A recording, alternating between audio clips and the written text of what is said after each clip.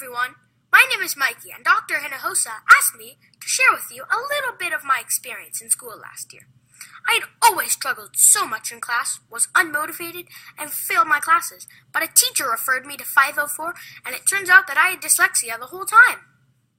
After my parents went to school for a meeting, I started getting a little bit of extra time on my assignments, was able to go to a different classroom for a little more help, and sometimes, when I struggled reading the test, someone even read it to me, and I was able to understand the question.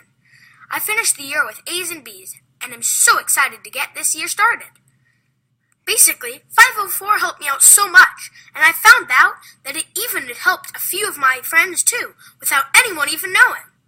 Many of them have conditions that are not as visible as others, like learning disabilities, diabetes, or epilepsy.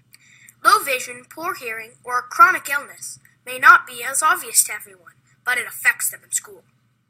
Pretty much what 504 does is level the playing field, so we can all have the same opportunities and learn the same as all of the other students.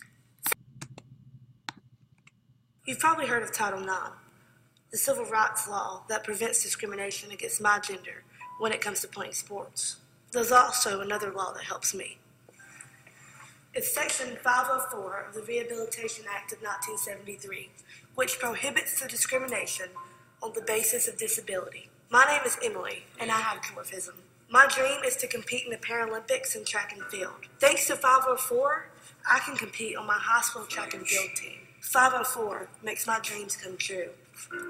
Basic 504 training has to be given annually. I am your 504 coordinator this year, so if you have questions about 504 or need help with a student who has a 504 or one that you're questioning, or possibly a parent is questioning about doing a referral.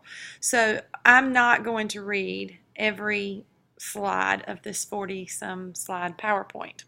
You're welcome. We're going to email this out, but hear me say that you are responsible for reviewing this entire PowerPoint. It's going to tell you about students with disabilities. It's going to tell you the difference between IDEA and Section 504, and EC versus 504, an IEP plan versus a 504 plan. So please make sure you read through all of this. And then just most importantly, that I would like to point out is to make sure who decides about a student's 504. Because a lot of times we might know that in the past or in a different situation that a child with ADHD or a child with diabetes or some type of medical diagnosis has gotten a certain accommodation. So when maybe we're talking with a parent, we've noticed a child struggling, we just kind of throw that out there. Well, I mean, I know that they might get, they could get extra time, or they could get.